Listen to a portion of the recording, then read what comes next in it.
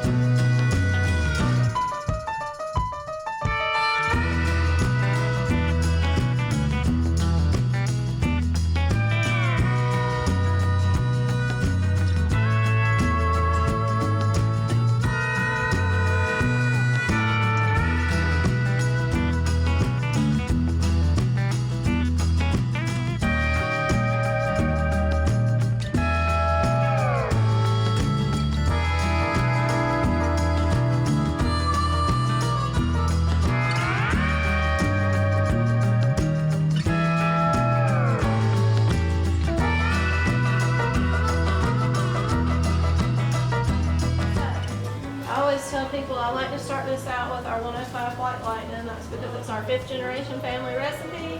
It's kind of the star of the show and the whole reason why we're here.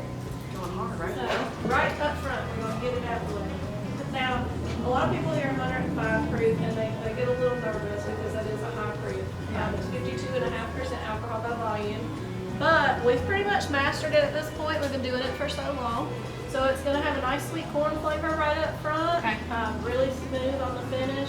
It's really clean, so this can replace vodka, tequila, rum, and gin in a drink recipe. It almost has a tequila kind of vibe to it. Yes.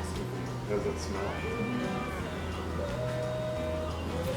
Oh, that's real smooth. Wow. I and everybody else that works here has done extensive home research on this, and it holds true. If you're doing straight shots of this one or just drinking it over the rocks, there is no hangover involved. It's that clean. Which is... Did y'all hear that? No hangover. Now, the next one that we're going to do is our Palmetto Whiskey. This is the most awarded whiskey recipe in the state of South Carolina. It has held that title for 6 going on 7 years. Also, one of the oldest running whiskey recipes in the state. So the story behind this one is this bottle that you see above me is the original 1893 South Carolina State Dispensary bottle.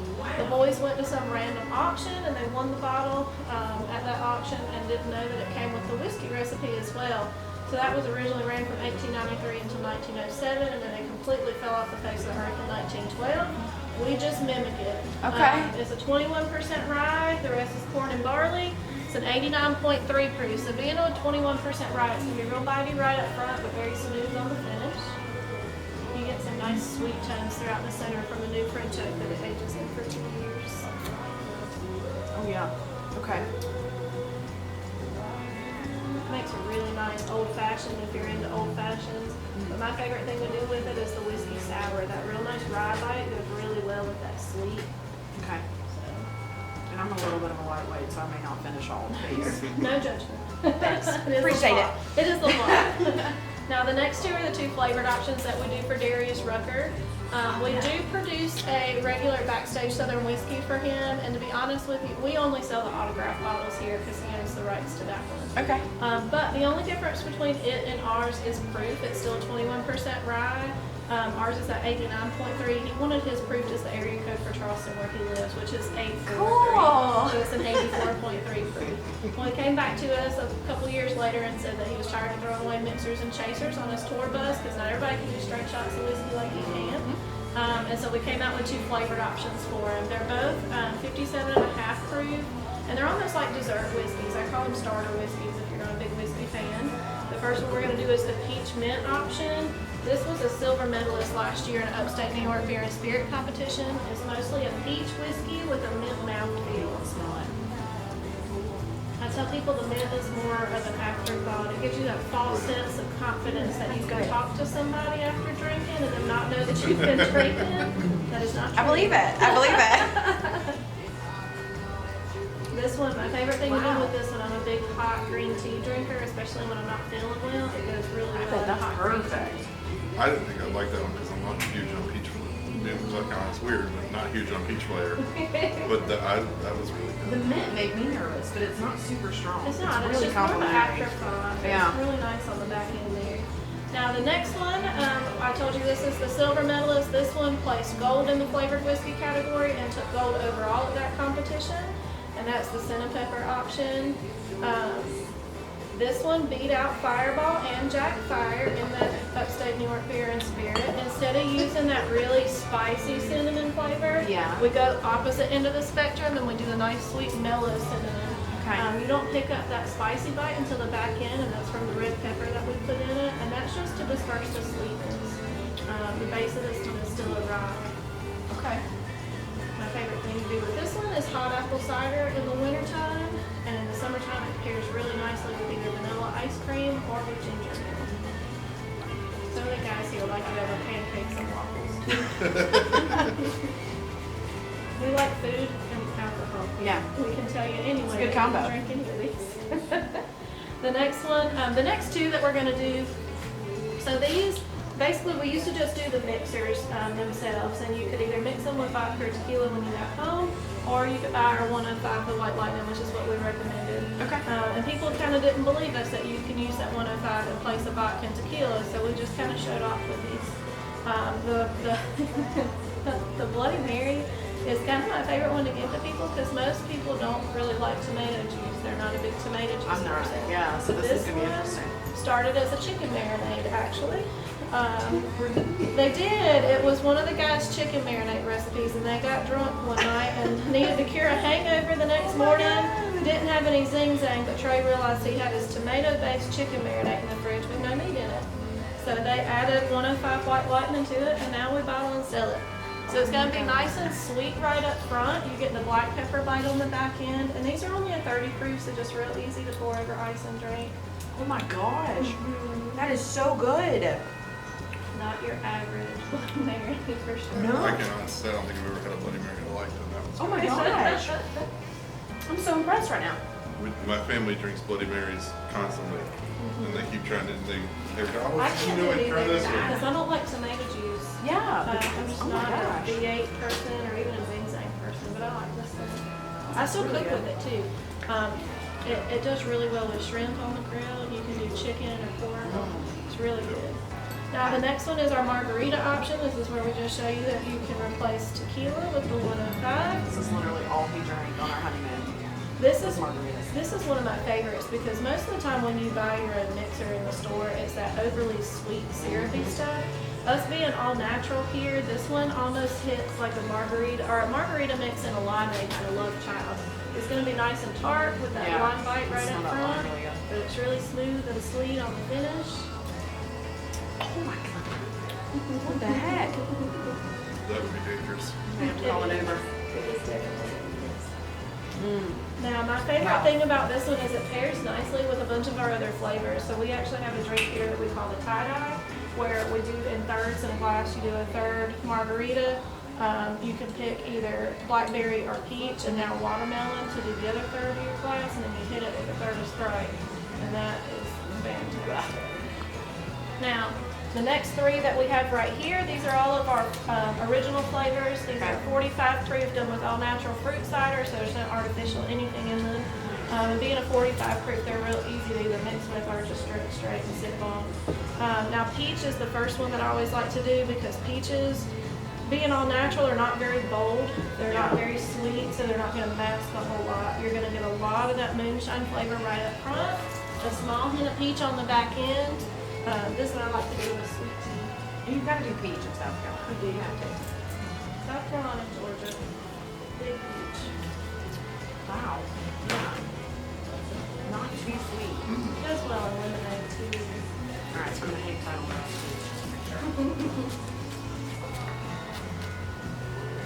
Oh, thanks, babe. She's driving all my OS. Yeah. There you go. Now the blackberry, it's also, these are all 45. It's also been dubbed the original troublemaker. This is one of the first flavors that they ever did. And this one's either a love or a hate relationship. I'm going to have to let you taste it before I definitely am going to Yeah, make you can that one. spill that. Now this one right here, like I said, it's been dubbed the OG troublemaker. And blackberries are bold and they're tart and sweet, so they mask everything. That one will get you in trouble. They can for sure.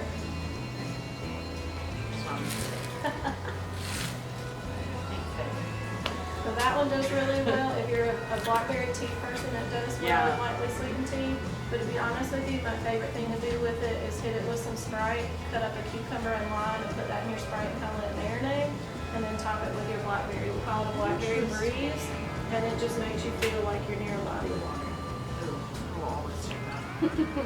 Now, apple pie tends to be the fan favorite. It's also the sweetest of the 3 originals that we do, even though it's not overly sweet because, again, it's all natural.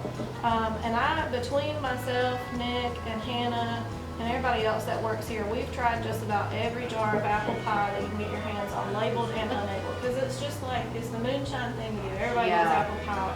I guess because it's just super I American. think that was the first moonshine I ever had was apple pie moonshine. Yeah. It's always kind of the first one that people mess with. It's also the one that people try and replicate all the time. Yeah. Now ours is definitely different than everybody else's because these all start out as your 105 White Lightning.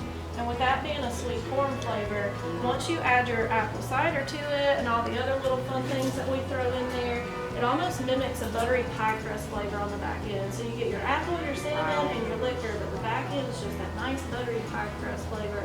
So it's a complete pie in a jar, Oh, yeah. which Wow. is real nice. That's crazy. Now this one does really well in vanilla ice cream too. It also does good with ginger ale to make an apple ale. But to be honest, Thanksgiving is where this one shines in my house. We deep fry our turkeys.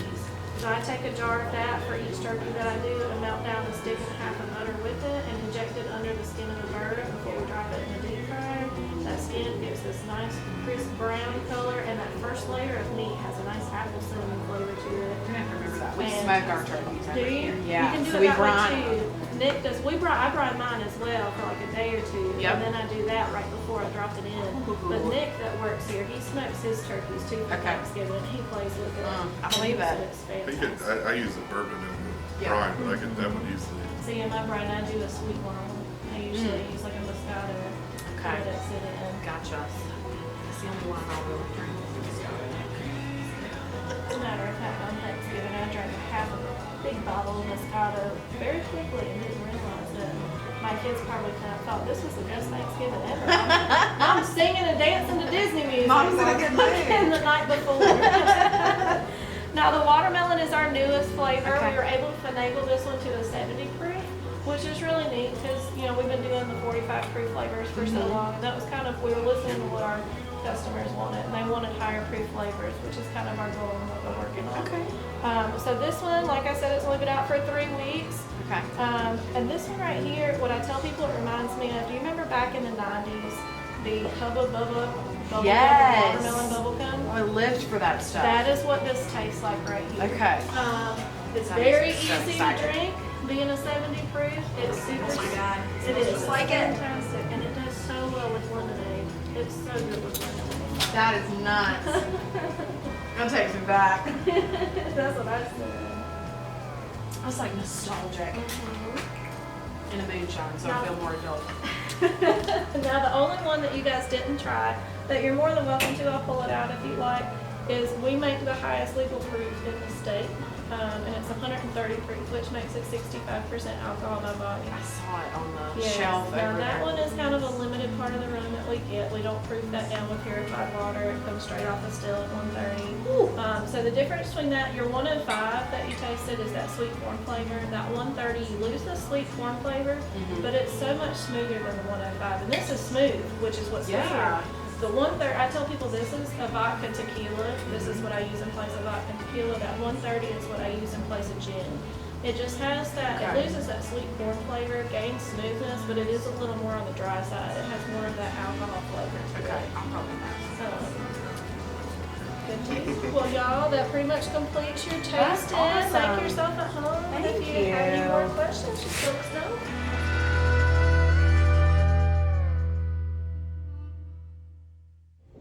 All right, guys, so we just finished up our tasting.